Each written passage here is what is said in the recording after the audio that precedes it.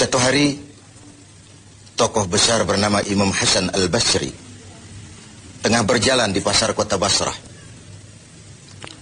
Datang seseorang lalu bertanya kepada beliau, "Ya Aba Ishaq," wahai Abu Ishaq, panggilan buat Imam Hasan Al-Basri. Katanya dalam Quran itu, "Ud'uni astajib lakum." Berdoalah kepadaku, aku akan jawab doamu. Mintalah kepadaku, aku akan penuhi permintaanmu. Begitu janji Allah dalam Quran. Lah kami ini, kata si orang tadi, sudah lama berdoa kepada Allah. Sudah banyak kali kami memohon kepadanya. Wah, kok sampai sekarang doa kami nggak dijawab-jawab, nggak pernah dikabulkan. Ini bagaimana? Katanya berdoa, aku kabulkan. Sudah lama kami berdoa. Kenapa nggak pernah dikabul-kabulkan? Apa doa kami salah pasang? Apa Tuhan pas kebetulan nggak dengar? Atau bagaimana ini? Imam Hasan Al-Basri senyum lalu menjawab, "Ya ahlal Basrah, hai penduduk Basrah, hatimu mati. Dari hati yang mati, bagaimana mungkin doa akan terjawab? Tidak ada getaran yang menyebabkan channel kepada Allah itu nyambung. Tidak ada. Dari hati yang mati, doa tidak mengeluarkan getaran untuk sampai kepada aras. Hatimu mati, maka doamu tidak dikabulkan." Kita renungkanlah jawaban ini. Sederhana, doa tidak didengar Tuhan. Permohonan tidak dikabulkan olehnya. Tapi kalau kita mau menukik kepada renungan yang lebih jauh, kemalangan apa yang lebih besar? Selain daripada kalau Allah sudah berpaling kepada kita dalam hidup ini. Permohonan tidak didengar, doa tidak dikabulkan, Allah sudah masa bodoh dengan kita. Kemana lagi langit tempat kita bernaung? Kemana lagi bumi tempat kita berpijak? Kalau Allah sudah berpaling dalam hidup ini kepada kita, itulah kemalangan yang paling besar dalam hidup ini. Sementara kita berleha-leha, menurut kita kemalangan itu kehilangan jabatan. Kemalangan itu kehilangan harta benda. Kemalangan itu adalah kehilangan orang yang kita sayangi. Allah berpaling dalam hidup kita, tidak pernah kita melakukan evaluasi. Nah, apa yang menyebabkan hati itu jadi mati? Sehingga tidak ada getaran yang nyambung ke aras, yang mengakibatkan Tuhan berpaling dari kita. Doa tidak lagi didengar, permohonan tidak lagi dikabulkan. Ada beberapa hal yang menyebabkan hati jadi mati, sehingga doa tidak terangkat. Imam Hasan Al-Basri menjelaskan beberapa faktor yang menyebabkan hati menjadi mati. Tidak ada lagi getaran yang mengantarkan doa ke aras, sehingga Tuhan pun berpaling. Yang pertama kata beliau, "Araftumullaha wa lam tu'tuhu haqqah." Kamu kenal Allah, tapi haknya untuk disembah, kewajibanmu untuk menyembah, tidak pernah kamu laksanakan. Bagaimana hati tidak jadi mati? Kenal. Siapa pencipta alam semesta? Allah. Siapa pencipta lautan, gunung, sungai? Allah. Siapa pencipta langit dan bumi? Allah. Siapa pengatur segala-galanya? Allah. Sholat apa tidak? Tergantung kebutuhan. Kamu kenal Allah, tapi haknya untuk disembah, kewajibanmu untuk menyembah, tidak pernah kamu laksanakan. Bukankah simpel bahwa Fatihah saja mengajarkan iyyaka na'budu wa iyyaka nasta'in? Hanya kepadamu kami menyembah dan hanya kepadamu kami mohon pertolongan. Tertibul kalimat, na'budu dulu, baru nasta'in. Kalau na'budu terlaksana, nasta'innya pasti top chair. Hanya kepadamu kami menyembah, hanya kepadamu kami mohon pertolongan. Kalau ibadah beres, pertolongan pasti datang. Doa didengar, permohonan dikabulkan, munajat pun diterima. Kenapa? Na'budunya beres, maka nasta'innya nikmat. Tidak diajarkan kita iyyaka nasta'in wa iyyaka na'budu. Tapi na'budu dulu, baru kemudian nasta'in. Kalau hati tidak mau mati, janganlah pengenalan kita kepada Allah tidak diiringi dengan pendekatan kita kepadanya. Bagaimana cara mendekat kepada Allah? Logika saja. Mau dekat dengan presiden, ikuti peraturan yang dibuat oleh protokolernya presiden. Mau dekat dengan gubernur, ikuti peraturan yang disusun oleh protokolnya gubernur. Tidak bisa mau dekat dengan gubernur bikin peraturan sendiri. Mau dekat dengan Allah bikin metode sendiri. Dengan jalan ngelamun, duduk madep ngidul, bengong 4-5 jam, lalu mau dekat dengan Allah. Mau dekat dengan Allah, ikuti cara yang sudah diatur oleh Allah melalui utusan-utusannya.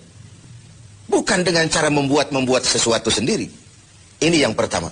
Lalu yang kedua, yang menyebabkan hati jadi mati, qara'tumul Qur'an walam ta'malu bih.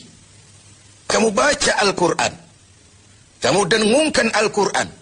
Kamu sanjung Al-Quran. Walam ta'malu bih. Tapi isinya, ajarannya, tidak pernah kamu laksanakan. Isinya, ajarannya, sering malah diinjak-injak. Bukankah kita hidup di satu zaman di mana tuntunan sudah menjadi tontonan, dan tontonan sering dianggap sebagai tuntunan? Bukankah kita hidup di satu masa di mana orang yang jujur dikhianati dan pengkhianat malah diberikan amanah? Bukankah zaman ini sudah terjadi pergeseran nilai yang sedemikian rupa? Kita baca Al-Quran, kita musabakohkan pula bacaannya, tapi isinya, ajarannya tidak pernah kita laksanakan. Bahkan nyaris sering kita injak-injak. Hati jadi mati. Sama dengan kalau kita dikirimi surat oleh seseorang yang sangat kita kagumi. Kita baca surat itu siang malam. Kita ceritakan kepada orang, saya dikirimi surat oleh orang yang sangat saya kagumi. Tapi perintah yang ada dalam surat itu tidak pernah kita laksanakan. Saya percaya betul yang kirim surat mesti marah.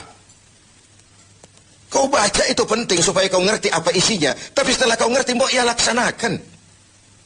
Begitu Al-Quran diturunkan kepada kita. Kamu baca Al-Quran, tapi isinya tidak pernah kamu amalkan. Bagaimana hati tidak akan menjadi mati karenanya?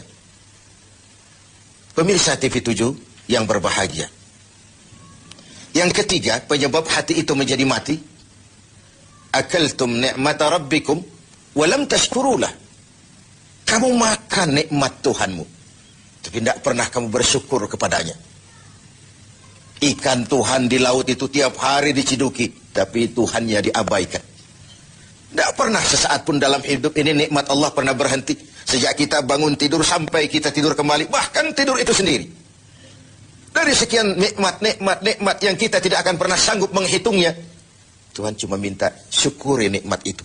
Kalau kau syukuri, aku tambah. Kalau kau ingkar, azabku itu pedih. Tiap hari kau makan nikmat Tuhanmu, akaltum ni'mata rabbikum.